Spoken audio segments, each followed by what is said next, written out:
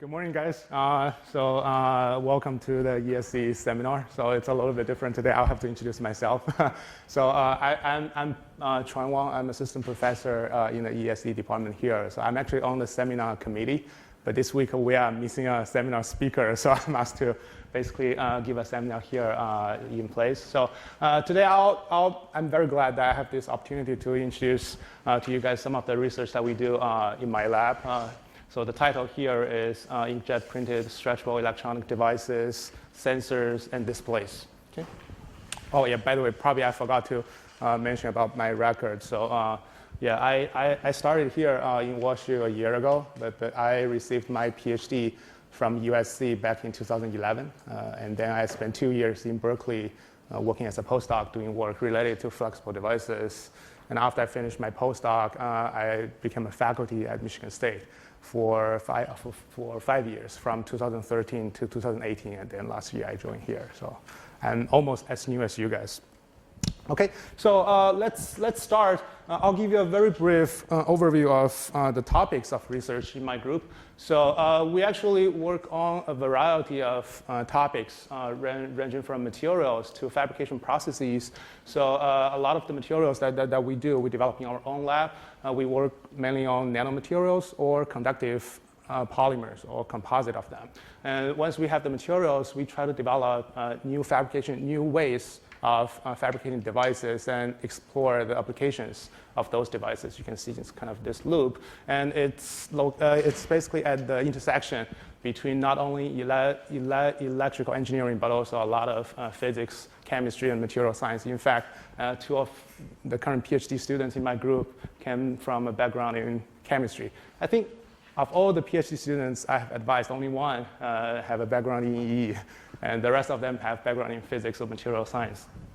Okay, and here are the 3 projects. Specifically, here are the three topics that we work on in my lab. The first one is the focus of the talk today, which is basically using the inkjet printing process, very low cost inkjet printing process for making flexible or stretchable electronic devices. And the second topic that we do is the use of the so-called two-dimensional semiconductors. So two-dimensional semiconductors are semiconductor materials with the atomic structures that's layered. So you can exfoliate down to a single atomic layer thing. And you can use that for a variety of nanoelectronic or optoelectronic devices. And finally, we also study or develop devices for harvesting energy and also conversion applications. So yeah, I gave a seminar a year ago in IMSG on the topic, on the second topic, the 2D materials. So today I'm going to focus on the first one.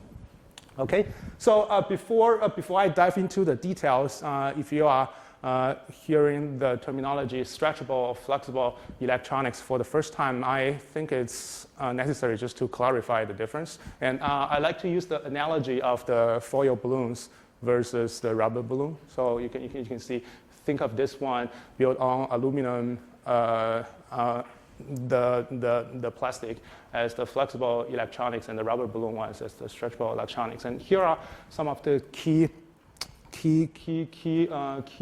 of the flexible electronic devices. And one is that they are built on plastic substrate. And the second one is nowadays, basically you can use a lot of the conventional fabrication processes being used in the semiconductor industry to make devices on this kind of plastic substrate, and the technology is very close to mature. In fact, starting from this year, you can actually already buy commercial available products like the foldable cell phones. And even before that, we have the curved TV or curved display, which in fact behind the glass is also a flexible display. So the technology is close to mature. Now, on the other hand, for stretchable electronics, now stretchable devices basically means devices that can be stretched. So it's built on elastomers, substrate instead of plastic. Now we build the devices on elastomer substrate. And due to the use of elastomer or rubber, basically, the devices will be able to withstand a significant amount of strain to allow conformal coverage of irregularly shaped objects. Now, this is very important if you are aiming to develop devices for wearable applications or for implantable device applications. So it's very important. And also, due to the use of elastomers, the devices can be made much more durable. compared to flexible devices. I'll get back to this point, okay? So these are basically the key advantages of stretchable devices, but there are also a lot of challenges, mainly related to the choice of materials and also the way to make those devices, the fabrication processes. Unfortunately, a lot of the process used in the semiconductor industry that you can use to make flexible devices are not applicable to stretchable devices, so you have to develop something new.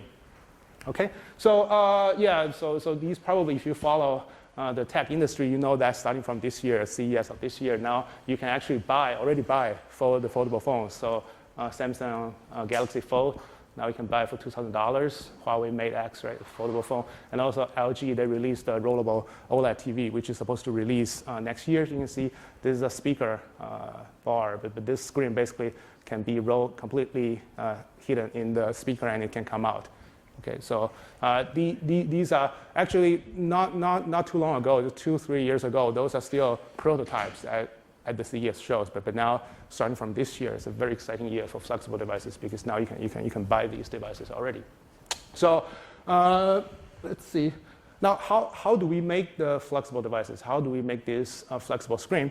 Now, there are generally two approaches. The first one is you can do it through the wafer thinning process. So if you know how integrated circuits are fabricated, typically they begin with this silicon ingot, which is diced into silicon wafers, and then you can do fabrication on top, get this silicon CMOS chips, right? So this is what you do. Now, if you want to make this flexible, that's possible. Although this silicon wafer by itself is very brittle and rigid, what you can do is you can try to reduce the thickness, either through the back etching. So you can remove the silicon from the backside, reduce the thickness down to about 20 micrometers or so, or you can use exfoliation process like a smart cut process. Basically, you implant the hydrogen at a certain depth of the wafer and forming the bubbles, and that will allow you to release a very thin layer of silicon from the substrate. So this is what you get a paper published by Banerjee back in 2012. You can see this silicon IC chip that's made flexible. Or you can nowadays also buy this flexible silicon wafers, or even on Amazon or Taobao, you can buy flexible solar panel at very low cost.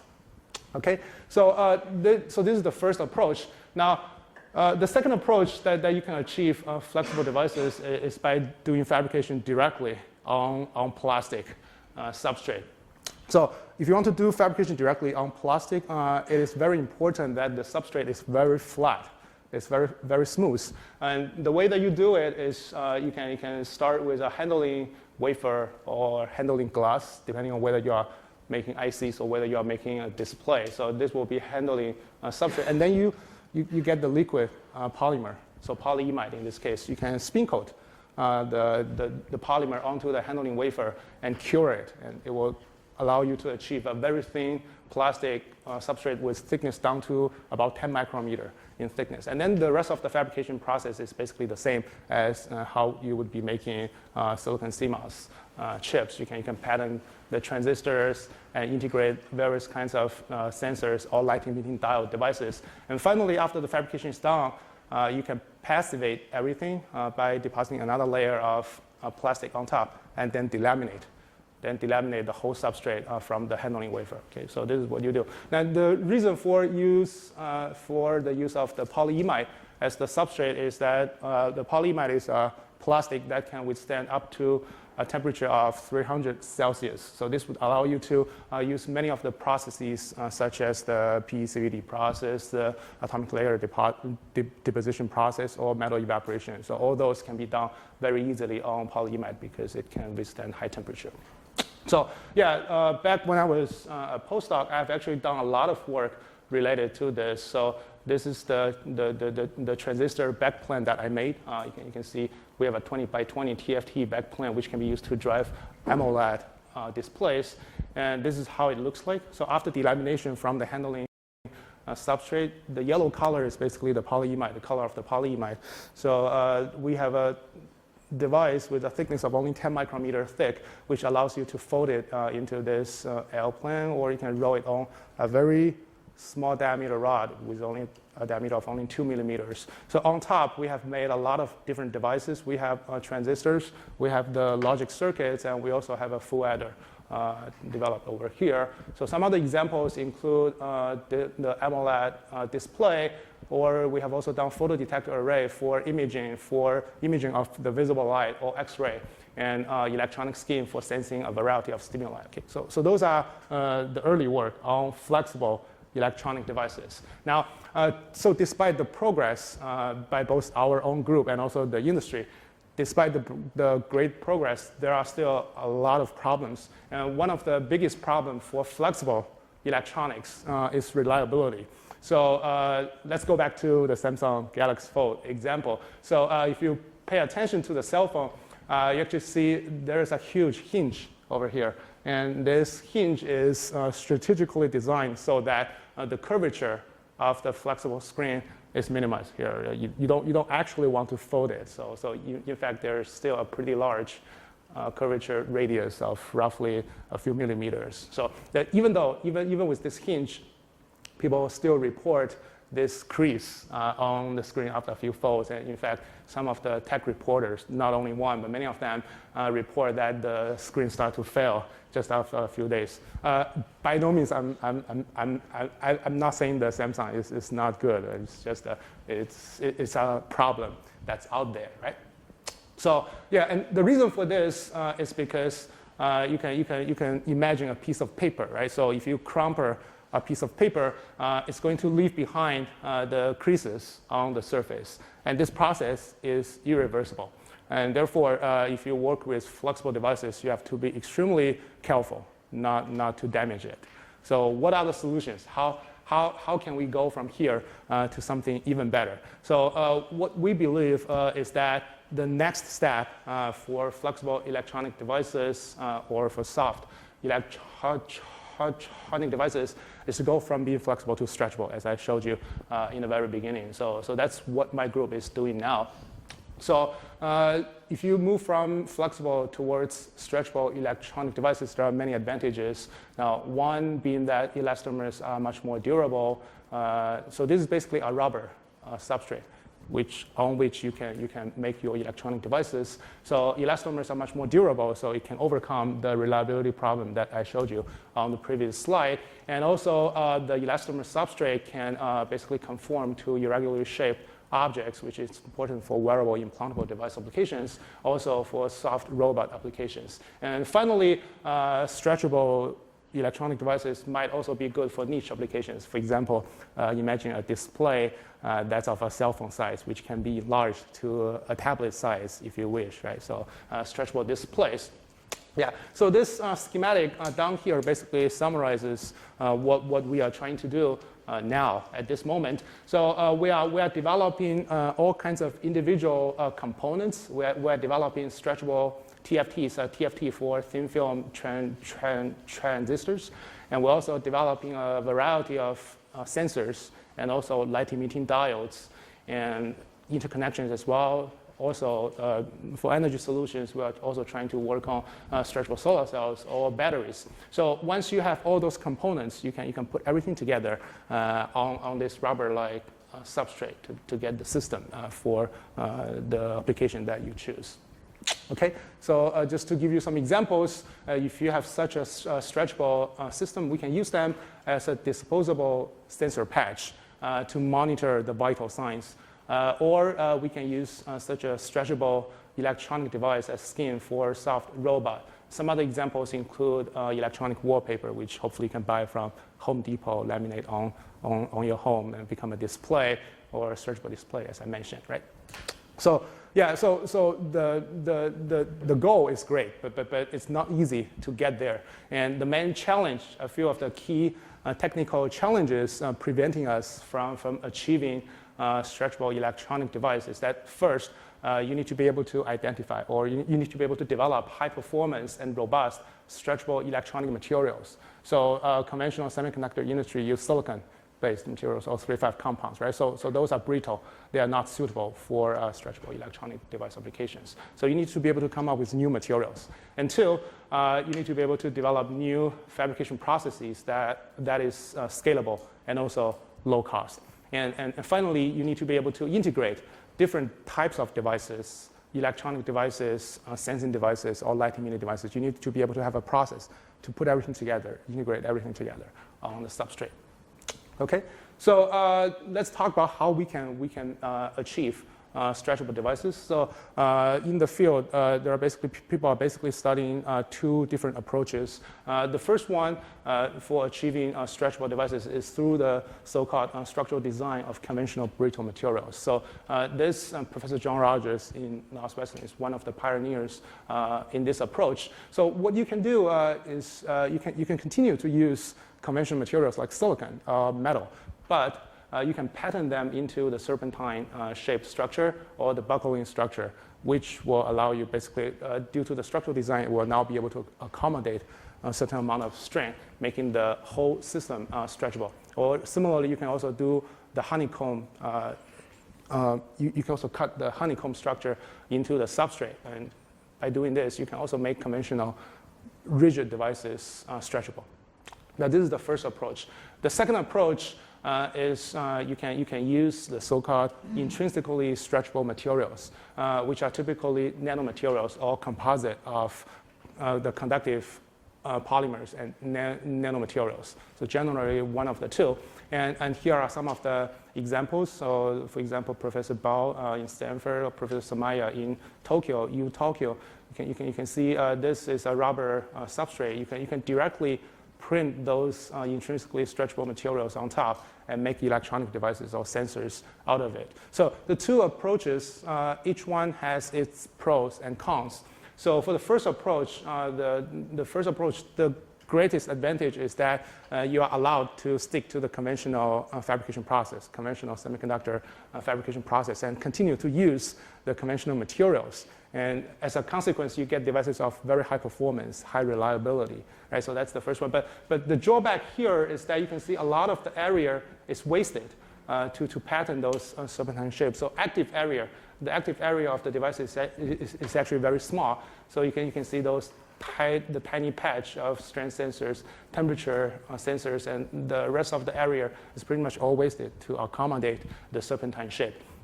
Now, for the second approach, you don't have that problem. Essentially, you can build devices throughout the entire substrate. You can make use of the whole surface. But the problem is that typically the performance of such intrinsically stretchable devices are typically a little bit below, a little bit worse compared to the first one. Okay? So in our group, we focus on the second approach, the use of intrinsically stretchable materials. And so here are some of the examples of what we have done. So we have developed a variety of inks, stretchable electronic materials. They happen to be all in solution form. So this is an example of a stretchable metal. So you can use metallic carbon nanotube, if you know what it means, metallic carbon nanotube, silver nanowires. So those materials, you can disperse them in solvent. So this is how it looks like. This is stretchable metal. You can have stretchable semiconductor material as well, and stretchable insulator material. So once you have those three materials, then you can start to create a lot of things out of it. And also in collaboration with Professor Zhibing Yu in Florida State, we also have some stretchable light emitting materials, which allow us to make displays out of it. So we have all those materials, and if you look at the pictures here, they happen to be all in solution form, right? So if it's in solution, then the fabrication process can be a little bit different. So you are now no longer restricted to the clean room based high vacuum processes, high temperature, high vacuum processes. You can use some other methods for making devices. So they're all in solution. So what we decided to do is that instead of go to clean room to make those devices, we decided to use printing, inkjet printing for that. So this is the equipment that we have in our lab. It's a microplotter, kind of similar to an inkjet printer. So you have all those inks available now, the electronic inks. So what you do is you can load them into an ink dispenser, and then you can design the layout of your circuit on the computer. So once you have the design, then this printer will basically draw whatever you design onto the substrate. So you can see here, this nozzle, the ink is coming out on the surface of the substrate, forming the interdigitated patterns of electrodes. So this is the first approach. Now, this is what we are using now in my lab. The advantage is that it's actually very good for high viscosity ink, and there's no mask required. So from research and development point of view, from R&D point of view, the cost is a lot lower because we don't have to design a mask. Now, the drawback is that it's a little bit slower. So it's a serial process. Whatever you design, the ink dispenser has to draw that line by line. So it's a little bit slower. Now, another approach which we have also done before is to use a gravure printer, kind of like how newspapers are being printed. So it's a roll-to-roll or roll-to-plate system. This is a lot faster in terms of making the devices. So here is a picture of the printer that we used to have. You can see that in this gravure printer, what we do is we design this mask. And you can etch the pattern. It's a chromium plate, so you can etch the pattern into the chromium plate, and this is what you see. This the diamond-shaped structure. So that's the layout that you design, and it's actually recessed. It's etched into the metal, which can be used as a reservoir for ink. And we have this roller here as well, and on the roller we have a substrate. So the substrate can be anything. It can be rubber. It can be PET plastics. So whatever you choose to use. So the roller is the substrate, and this is the mask. So what you do is that you can spread some ink on this glass on the metal mask, and the doctor blade will basically scrape against the mask to make sure that the ink uniformly fills all the reservoirs. And then the roller will roll against the mask, and the pattern will be transferred. So if you look at the example here is the illustration of how we made a transistor. So we have this pattern here for the source and drain electrode, and this pattern here, this is the second mask for forming the gate dielectric layer in the transistor. And finally, the third layer for forming the interconnections. So you can roll once, and you get this metal ink transferred on the substrate, and roll a second time, change to a different ink, and you can then get the insulating material. And finally, you form the interconnections, and you can make a transistor array out of it, right? So this process is very fast. You can, if you decide to, for instance, to commercialize the product, you can make devices at very low cost, at very fast speed. Now, the only issue is that there is a fixed cost related to making the masks. And once the masks are made, it's a little bit inconvenient to change the design, because whenever you change design, you have to come with a set of new masks, just like the photolithography process people use. So anyway, so both of the processes we have used. And another thing I want to point out is that the printing, the use of inkjet printing to make electronic devices is not a trivial process. It's not easy. It's not like if I give you the ink and you go back to your printer, you can make devices. No, it's not easy at all. In order to achieve uniform printed patterns and electronic devices, there are a lot of parameters that you have to fine-tune. For instance, you have to control the viscosity of the ink, the vapor pressure, the concentration of the ink, and you also need to worry about the wetting between the ink and the substrate in order to guarantee that the pattern can be transferred very nicely from mask to the substrate. And you also have to control some other parameters like the substrate and also some other parameters like the temperature of the substrate and also how you functionalize the substrate. And finally, printing speed, number of printing runs, so they all affect the outcome of your devices. So each individual device, when my students make them, they have to play with all those parameters, try to get the best results. Okay. And these are some of the devices that we made before. Flexible, not stretchable yet. So flexible integrated circuit. So here you are seeing some examples of inverters being printed directly on polyimide. And this, I believe, is an XOR gate. And this is a TFT backplane. We also have transistors, photodetectors, or OLED driving circuit, all printed directly onto polyimide, right? But the focus is stretchable. So how do we go from here to stretchable devices on rubber substrate? So once we started to work on that, so those papers were all published back in 2013 or 14 or so. And then back then we started to explore printing on rubber, on elastomer substrate. And then we realized it's not easy because there are a lot of issues. So PDMS, for example, is one of the elastomers that people use a lot in the field as the stretchable the substrate. Now, if you happen to have worked with PDMS, you know that the surface of PDMS is hydrophobic. So it's very difficult to print the aqueous ink on it. For instance, if you put a droplet of water on the substrate, it's going to blow up. So you don't end up getting the pattern that you designed.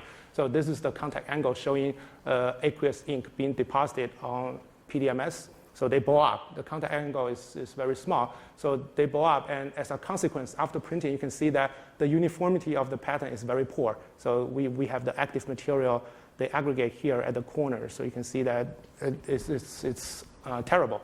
So in order to achieve uniform printing, then what we had to do was we have not only have to, when choosing the solvent for the inks, we not only have to think about the solubility parameters, we also have to control the surface tension and the vapor pressure.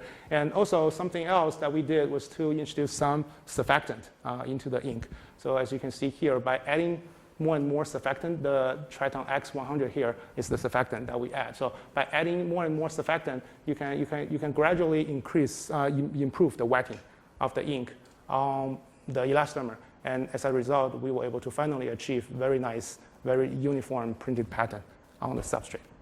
Okay, so here are a couple of examples. So the transparent substrate that you see here is PDMS. It's a very thin layer of PDMS. So we have all kinds of ink printed directly on top. So this is silver nanowire ink, and this is silver nanoparticle ink. And we also have the transistors and the circuits directly printed on top. So you can see that for this sample, we can actually stretch very easily to up to 50% elongation without any damage to the performance of those devices.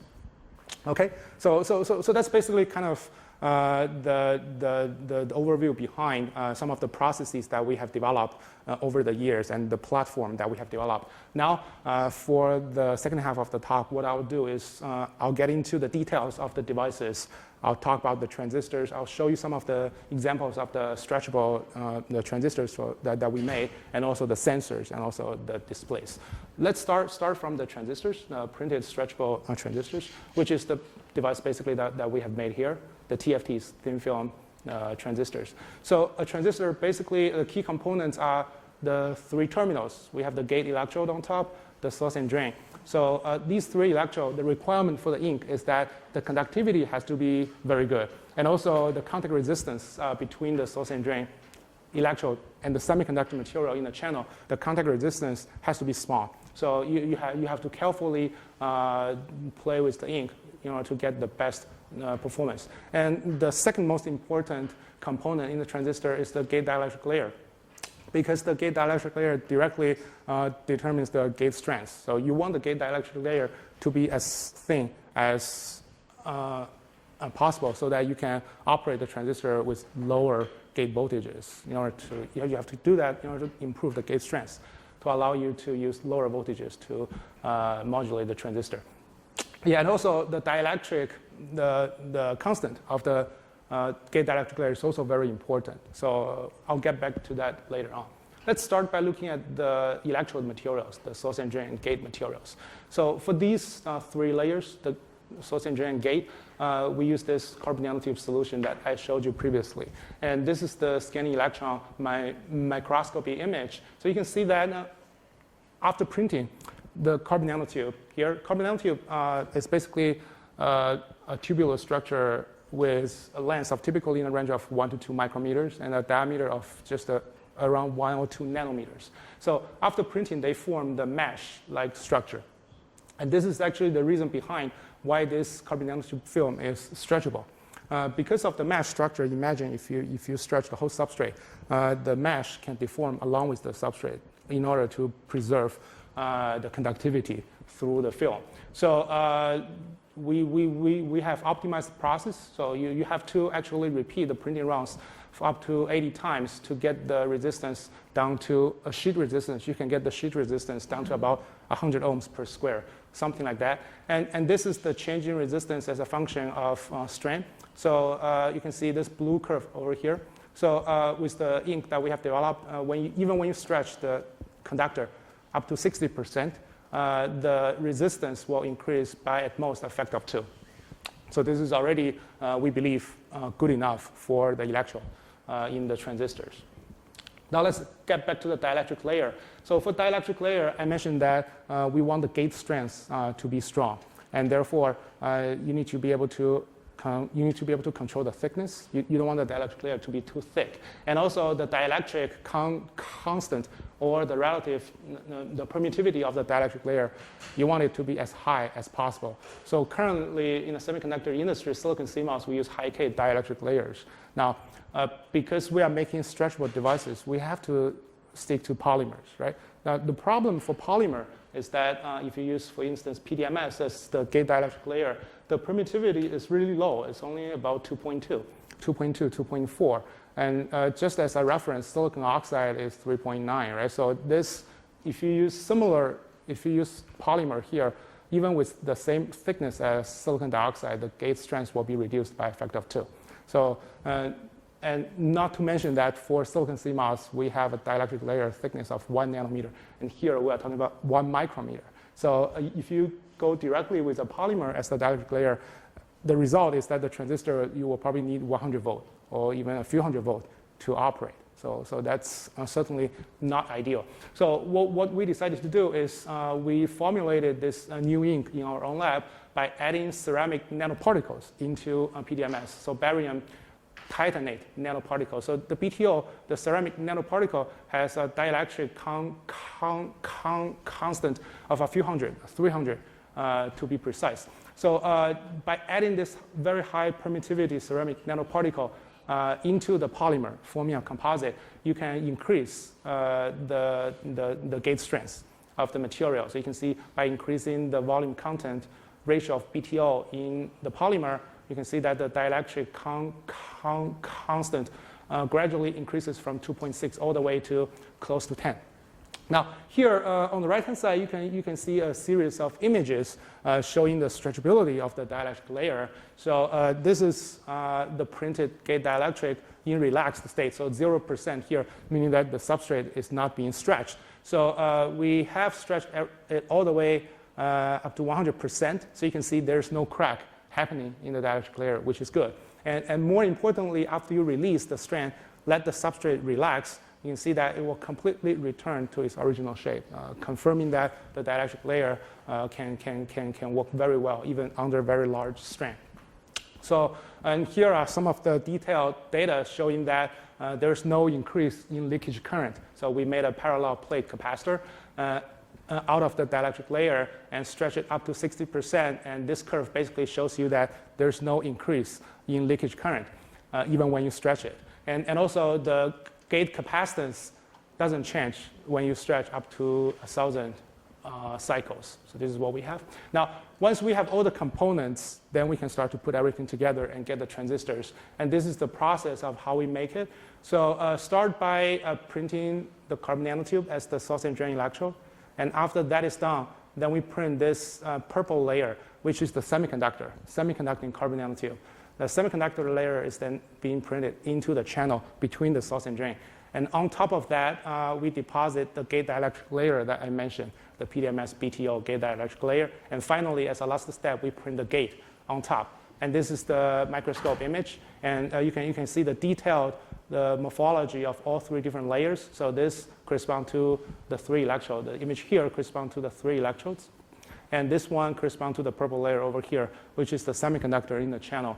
And this AFM image is the gate dielectric layer, basically to show you how smooth the surface is from the printing.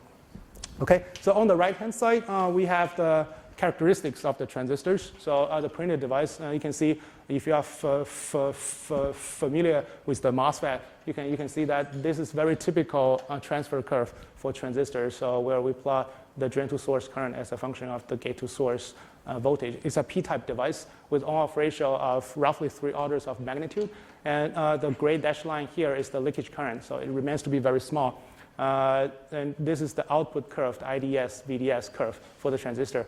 Again, everything is very, very similar to what you would expect from silicon CMOS, so very standard. And just to emphasize, everything is made entirely by printing. There's no clean room-based processes here. Everything is made directly by inkjet printing. Okay?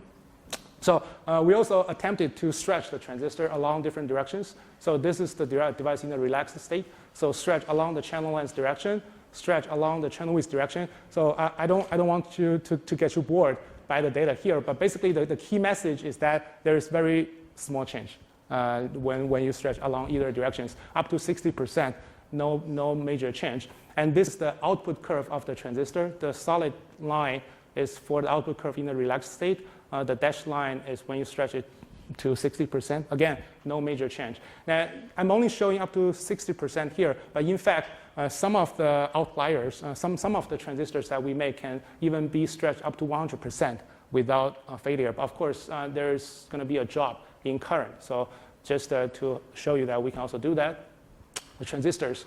And in fact, one of my students here in WashU very recently, he actually made first ever fully printed dual gate device. So the previous example I showed you, they are P-type transistor.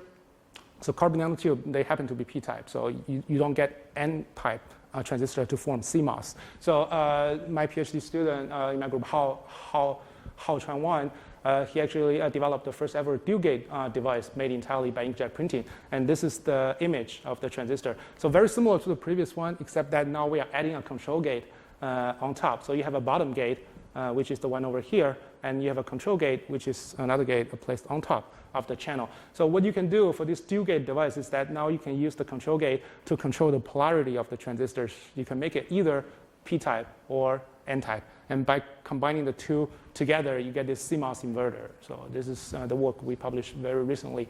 But I have to point out that at this moment, the dual gate devices are still made on plastic substrate, on polyimide, the yellow color substrate. But I believe he's trying to make them stretchable as well. So that's the next step.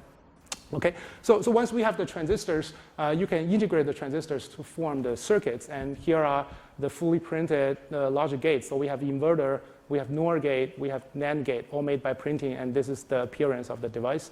And yeah, I don't have to get into the details, but basically the key message is that, as you can see, they work as expected. Okay, so that's all we have done about the transistors. So next I'm gonna switch gear to talk about the sensors, fully printed, stretchable sensors, the physical sensors, to be precise. So this is another picture taken by Li Wei Luo, one of my first-year PhD student, or now a second-year PhD student.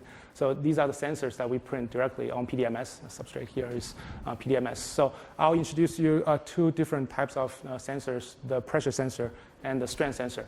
Let's start by talking about the pressure sensor. So pressure sensor is actually, there are numerous ways that you can implement a pressure you can implement a device that can sense pressure. You can use the piezoelectric material, you can use a resistive the mechanism for sensing, or you can use the capacitive sensors. For capacitive pressure sensor, is essentially, the mechanism behind is essentially a parallel plate capacitor, where you use a very soft elastomer as the dielectric layer. So we have this sandwich structure with electrode on top and electrode at the bottom. They form a crossbar structure. And in between, you have this acroflex, which is a very soft material as the dielectric layer. So these three layers, they form a capacitor. And you can imagine when you apply pressure normal to the surface, the pressure will induce a deformation in the dielectric layer. It's going to make it thinner. And when the dielectric layer becomes thinner, the capacitance will increase. So by measuring the changing capacitance, you can deduce what is the magnitude of pressure being applied on the surface. So this is the generation 1 device that we have made, and we can do mapping. It's still done when I was in Michigan State. So you can see that we can place different shape of objects on top, like a weight or MSU shaped object, and you can map the profile of pressure very well with accuracy. Right? So after we published the paper, the Great Lakes Fishery Commission, actually they approached me and my collaborator, and they are interested in the sensor patch. So what they wanted to do is that they want to develop something that can detect the sea lamprey in the Great Lakes. So I was not aware of this, the species, but then based on the conversation, it seems that this is bad, and they want to control the population in the Great Lakes. So what they wanted to do, what they approached us and wanted us to do, is to develop a sensing panel, a soft sensing panel that you can attach to stones underwater to detect whether there's sea lamprey sucking on the panel. So by detecting this event, they can basically they can infer what is the population of sea lamprey there, and also by looking at the profile of the mouse, sea lamprey mouse, they can estimate the age of the sea lamprey. So that's what they want to do.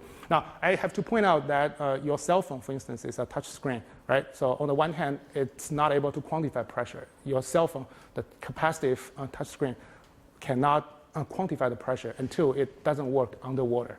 So what we have to do here is a fully encapsulated device that can be deployed underwater. And we basically started from the previous one over here. We're trying to make it even better. So in this case, the measurement is automated by using the multiplexers. And we use here, in this case, analog devices evaluation board for measure the capacitance, and Arduino board to basically automatically scan all the pixels and then send the data back to a computer. And the pressure measurement over here is also automated. So we use a syringe pump, a modified syringe pump, where we have this rod, and you can control the force or pressure that you apply on top. And at the bottom here, we have this FSR, which is a commercially available force sensor to help you quantify the pressure. And this is the sensor array that we made on top. So we use this to characterize the device. Now, another difference between this one is that another difference between the sensor patch that we're trying to develop here compared to the previous one that we have done already is that now we need to be able to detect negative pressure. Because when sea lamprey attach on the fish or on the sensing panel, it's going to suck on the surface, right? So there's a negative pressure. So we need to be able to develop a sensor that can actually detect the suction event. So therefore, as a result, we have to modify the device slightly. And here is the structure, the schematic illustrating the structure. And you can see the appearance of the Generation 2 device. It looked a lot better than before. So one of the main change to the sensing panel in order to make it being able to detect negative pressure is that we created the air gap in between. So I'm not sure if you can see it or not, but this purple layer here is the soft elastomer dielectric layer in the parallel plate capacitor, and we have these cavity channels. These are air channels. So you need to create the air channel in between so that when there is a negative pressure applied on the surface, this dielectric layer will deform. The thickness will increase so that you can detect that. So previously, we basically focused only on the first quadrant over here for positive pressure. So when you apply a positive pressure, you can see that the thickness of the dielectric layer will decrease. As a result, capacitance will increase, right? Now for this modified device structure, when you have the air gap in between, now imagine if you have a negative pressure on top, if you have a suction on top, this top layer will basically deform, and the total thickness of the capacitor will increase. And as a result of that, the capacitance will decrease. So now you can see that we can with this new device, we can detect both the positive and negative pressures. And the reliability is also great. So we repeated this for thousands of cycles for both positive pressure and also negative pressure. And you can see it's very reliable. So I guess I'll skip the fabrication process. And this is the result that we have we demonstrated. So here is a comparison of two types of devices. One is the sensor array with the air gap, and the second one is sensor array without air gap. And on top of the sensor array, you can see we have a suction cup. And this suction cup, this tube, is basically connected to the vacuum chamber where we have a mechanical pump over there. You can control the negative pressure you apply by controlling the valves over there. So this, you can see, goes to the vacuum chamber, which you can read pressure. And then this is attached, the suction cup is attached on the surface of the sensor array. And this is the mapping results. So the color bar here corresponds to the change in capacitance in each pixel. So without air gap, you can see that we can detect the profile of the rim of the suction cup. So the red color corresponds to increase in capacitance, which means there is a positive pressure. Imagine that if you apply negative pressure, the suction cup, the rim of the suction cup is going to be pressed against the surface. And as a result, you get this rim of increased pressure. But in the center, you can see that this light blue color corresponds to almost no change in capacitance, which means that if you use this sensor array without air gap, the negative pressure is not being detected. Okay? Now, on the other hand, for the sensor with air gap, you can see that in the center, it's very obvious that the capacitance decreases to negative 15%. So this works a lot better. And on the right-hand side, we have the COMSOL simulation just to illustrate the mechanism behind the sensors. So without the air gap, if you look at the top layer, there's almost no deformation. And that's the reason why you do not see anything in the center. However, with the air gap, so this is the air gap. With the air gap in between, you can see that the top layer deforms, allowing you to get the data. So, okay, so that's for the pressure sensor. And now my collaborator and I, we already have a completed system with 20 by 20 pixels, and the students are now deploying the sensor array in Great Lakes for underwater experiments. Okay, so this is the pressure sensor. Next, I'm going to introduce some work on strain sensor. So strain sensor, if you are not familiar, is basically a sensor that can detect stretch, that can detect the amount of stretch, can quantify the amount of stretch. So what we did here was we used this silver nanoparticles. We can print this silver nanoparticle pattern on elastomer substrate. So after you print this pattern, I'll show you this CM image over here.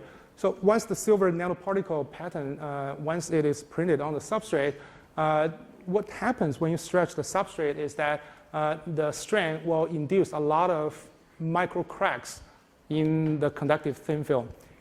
But the formation of crack is a reversible process.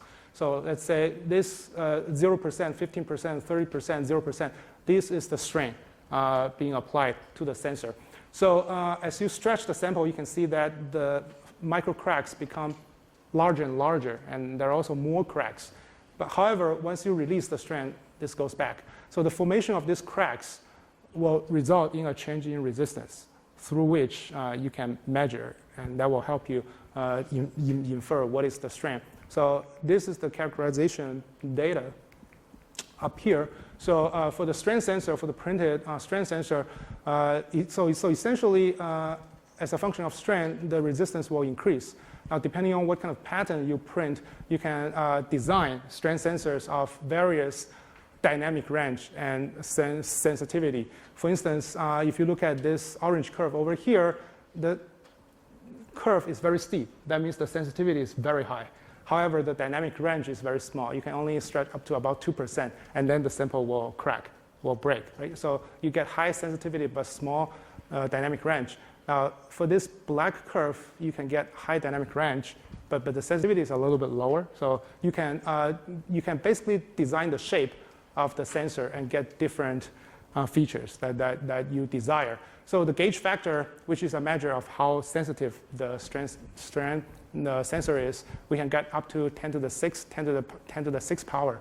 That just as a reference, conventional metal-based strain gauge, the gauge factor is around 2, and the dynamic range is less than 5%. Semiconductor-based strain gauge, the gauge factor, the sensitivity is a lot higher, so the gauge factor typically around a few hundred, 100, 200, but the dynamic range is even smaller, only 2%. So you can see our printed device is better, is a lot better than both the metal and semiconductor strain gauges by offering both higher sensitivity and larger dynamic range. So this shows you that basically how it works. So this blue curve is the profile of the strain being applied to the sensor, and this red curve here is the change in resistance. So you can see that it tracks that pretty well.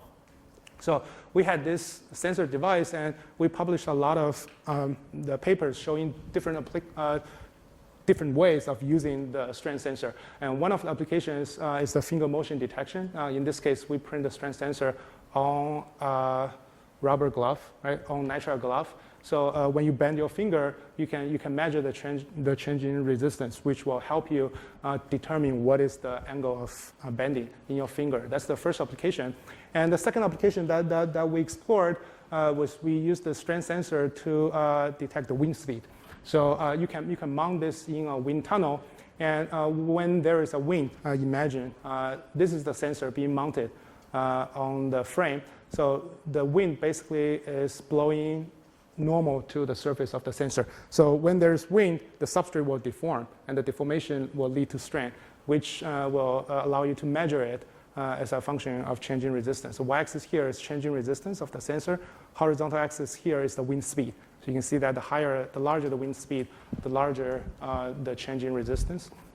And the third application that we explored, again, in collaboration with my collaborator, Professor Tan, Xiaobo Tan in MSU, was that we printed the sensor on the pneumatic actuator as a way of controlling the motion of the soft robot. So this is a pneumatic actuator that can bend when you inflate air into it. So we have discrete sensors printed directly on different joints. And by measuring the change in resistance, you can basically determine the angle of bending in the robot. Okay, so, and yet another application, which is the work done by my first year PhD student, Li Wei Luo, here is that he realized that because the sensitivity of our strain sensor is so high, actually it can be used to detect pressure as well. It can actually be used to detect normal pressure.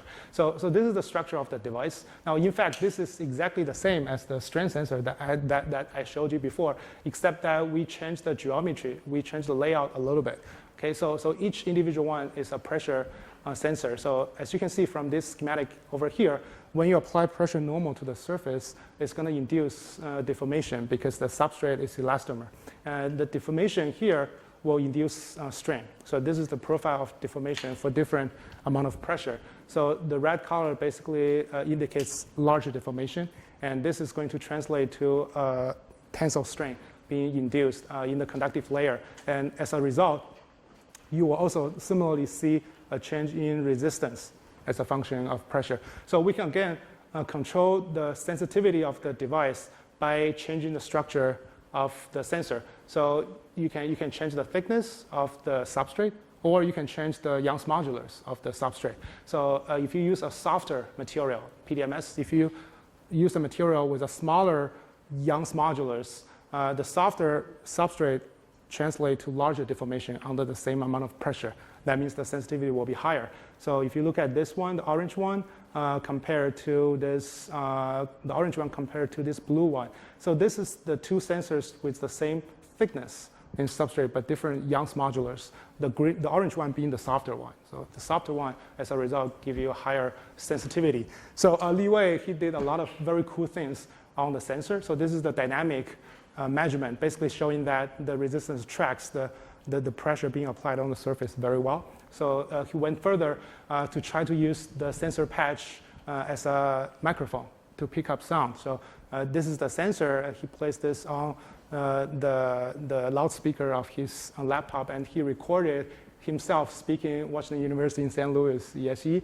And this is the audio signal, and this is the signal recorded from the sensor at different volumes, so 65 dB all the way up to 95 dB. So you can see that this basically resembles the signal very well. Okay. Now I do have to mention that the frequency response is not that great because the elastomer is very slow to respond to audio signals. So we are missing some high frequency details.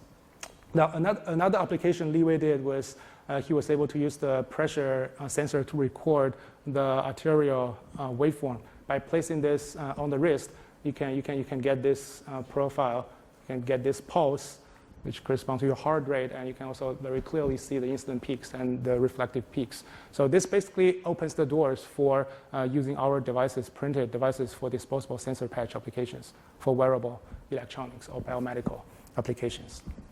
Okay, so I think I have just a few minutes, almost done. So only a couple more slides showing you the display work, and then I'm gonna wrap up. So so this is our work on display, on developing the perovskite LEDs, stretchable perovskite LED. So perovskite is basically a light-emitting material, which I'm not gonna get into the details, but what you can do, these are nanocrystals that you see on the SEM image. So those crystals are perovskite nanocrystals, so they can emit light. So, but perovskite crystal by itself is not stretchable. So if you stretch, it's going to crack and the device will fail. In order to make perovskite LED stretchable, what we did was we mixed this perovskite with polymer polyethylene oxide in this case, and then you can spin coat this material, forming a stretchable light emitting layer. So it's a sandwich structure with top and bottom electrode, anode and the cathode, and in between we have this the composite layer of perovskite and PEO, and this is the photoluminescence image. So basically, we are shining UV light, and you are getting the photoluminescence from it. So you can see that the substrate before stretch and after being stretched to 50%, you can basically still get light out of it. And this is the PL count as a function of strength. We actually made electroluminescence out of the device. So this is basically a diode device. You can see here you get the exponential IV curve. Current density is a function of voltage. It's basically a diode. And this is the luminance as a function of voltage. So this is the picture showing you that the device can be stretched up to 50% without failure and with very small change in brightness. Okay?